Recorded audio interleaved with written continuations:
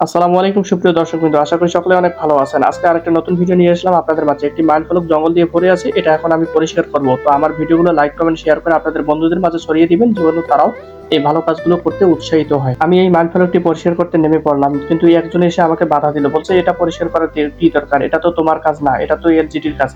তা আমি তাকে বললাম যে, "এটা পরিষ্কার করলে কি সমস্যা? এটা পরিষ্কার করা তো অন্যায় কিছু করতেছি না আমি। আর আমাদের এই মানবিক কাজগুলোকে কেন মানুষ অবহেলা করে এবং তুচ্ছ-তাচ্ছিল্য করে উড়িয়ে দেয় আমি জানি না।